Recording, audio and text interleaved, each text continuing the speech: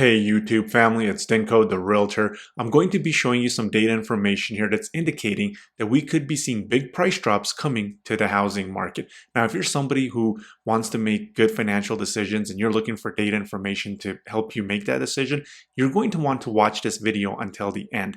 Now, that information is going to show you why we potentially could be seeing these big price drops and give you a little bit more information needed to make those big time decisions. Now, if you need to get a hold of me, my contact information is down below in the description. I have people reaching out to me, wanting to go into more detail in these videos. They want more information and kind of a little bit of a one-on-one of what's going on in the market because everybody's scenario is a little bit different. So don't hesitate to give me a call for whatever the reason is. My contact information is down below in the description. Now, I want to show y'all what's going on in the housing market. If we take a look at this right here, we have 9,354 homes for sale active on the MLS. We have over 9,000 houses, right? Now, this is where things get interesting. And this is what's mimicking what happened last year when the prices started dropping and we saw those big price drops. Now, right here, 100 days plus. So 2,385 homes are sitting on the market at 100+ days. That is 25% of the homes on the market. 1 out of 4 houses for sale is on the market 100+ days. Is that indicating that the housing market has completely stabilized and that we will not see any further price drops? I don't think so. Now, right here, we see that there is 3,503 units on the market 70+ days. That is 37%. That is more than 1 out of 3 homes on the market that are for sale 70+ days. And if we take a look at 50+ days, we have 4,639 homes on the market 50+ days, which is 50% of the homes for sale that are active right now on the MLS are for sale 50+ days. Is that indicating that the market has completely stabilized and that the only way prices are going to be changing is going up? I don't think so. I mean, this data is not showing it, right? I mean, these homes are starting to linger on the market. And when this happened last year, we saw those big price drops. Now, I want to show y'all what's going on over here. If we look at the sold data, it is negative again, year over year. So I'm not going to spend too much time here because we've went over this a couple of times in the previous videos. But if we take a look here, 3,800 units right here to the left sold in August of 2022 compared to 3,317 right in July. We saw that it was less both in 2022 and 2023. So this whole entire year we have not sold as many homes as we sold last year. Is that indicating that the housing market has completely stabilized? Now, this is not going to be changing anytime soon, and I want to show y'all why. If we take a look at this right here, so it's going to be 2 different articles that go over the same information. It's going to be right here, NAR, so this is the National Association of Realtors. Housing affordability has reached historic lows as of April of 2023. Only 23% of listings were affordable to households earning the median income of $75,000 or less. Is that indicating that the housing market has stabilized?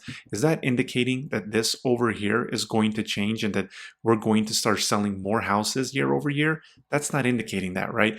And if we take a look at the CNBC article, they go into a little bit of more information. And this is what kind of shows that potentially we're in a little bit of a rougher state of affordability than maybe we even thought, right?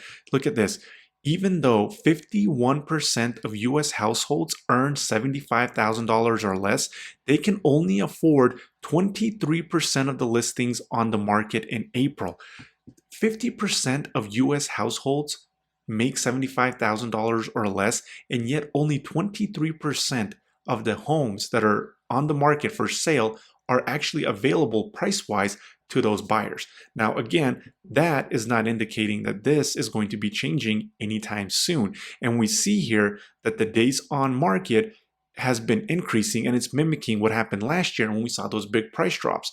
Now, when we go over here, I want to show y'all this article. Oh, before I show the next article, look at the interest rates. In April, they were 6%, 6.5%. Now we're at 7 to 7.5%. So the interest rate is a whole 1% higher than it was in April when these articles took that data into the statistics. So if it was 23% right here In April, what is it now? 18%, maybe 15%. So that affordability is just getting worse and worse, not indicating that that housing market is going to be stabilizing. And keep in mind, nothing has fully popped in the economy. Housing is always the last thing that goes down. Yet last year, we saw prices drop upwards of 15%. And if the data is mimicking that, I don't think we're going to see that 15%, but we could see 10%, 7% probably for sure. Now, if we do see that, that's going to be a pretty big price drop from where we are today. Now, that's the kind of stuff that we have to pay attention to, see what's going on. Look, life gives you options. It doesn't give you what you want. And you just have to take the information that you have and make the best decision for yourself. If you think that it's going to be a soft landing, interest rates are going to be at 4.5% in the next 6 months, and unemployment rate is going to stay at this 3.5, 3.8%, then maybe it is a good time to buy, and you should be buying at the end of 2023. That's what the data, the statistics are showing that I'm looking at, that the best time to buy in 2023, I've been saying this for quite a while here, in 2023 is going to be at the end of the year. In October, you're going to have the most to choose from, and these houses that are lingering in the market, the sellers are going to get a little bit more desperate. Now, in November and December, you're going to have a little bit less to choose from because sellers are going to take some of these homes off the market. Some might be bought, and but you're going to be able to get a better deal because the holidays are around, and then especially what's going on in the news is going to have some impact on that. Now, the other thing here is, at just 26% of the share of first-time homebuyers was the lowest since the NAR began tracking data, which was in 1980. The typical first-time homebuyer was also at 36 years old, which is an all-time high. People are having to be older than they ever were to be first-time homebuyers. That is not a good indication that the housing market has stabilized. First-time homebuyers are the most important buyer because they're the ones buying the entry-level homes, and they're also buying the entry-level homes of the sellers that are looking to upsize. That is all indicating that we will not be seeing this changing over here, where we're going to see solds going up year over year. That's not indicating that. Now, the other thing to keep in mind is what's going on with the days on market. Now, before I actually get to this one, I want to go over the listings. This is what's been saving the housing market from an absolute free fall continuing from 2022 that we were experiencing. And if we take a look here, the sales were lower, and we went over this in previous videos, but it's the listings. Look at the listings. They've been 1,200 all the way up to 1,800 less year over year when we're comparing a single month. Now, that's why the housing market hasn't just completely fell off a cliff. But if we take a look at August, much closer than any of the other months. 4,800 this August of 2023 compared to 5,400 in August of 2022, which is only a difference of 560 units being listed less, and only negative 10% instead of negative 20 to 30%. Now, that is indicating that maybe these listings are going to start coming on the market more similar to what we saw last year, yet the sales are still lower year over year. So could inventory start coming up and going up at a faster pace? It is a possibility. Now, the other article that the other tab that I want to share here, look what's going on with the days on market. Right here, January of 2022 is when the market bottomed out before prices started going back up a little bit. And that was 55 days was the median days on market. Then we see that those days were going down all the way to 22.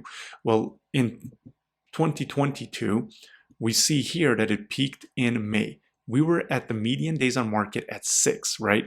And then median days on market started going up, and that's when the market started feeling a lot of pressure with home prices. Well, look what's going on over here to the right. I'm going to highlight 2 tabs just so you can see what I'm talking about. So right there, it went from 22 to 26 to 30 days. So days on market is going up. Inventory is going up. The days from the actives, this is sold data. Sold data is always going to look better than the active data because these are actually houses that were sold. These are actually the houses that were a little bit more desirable, and the buyers chose these houses over the ones that were active. So you're always going to have the actives having a higher days on market than the sold data, just because the sold data is going to be more desirable. So that one tends to have days on market be a little bit less. But we see that the sold data now is trending upwards, just like the active data.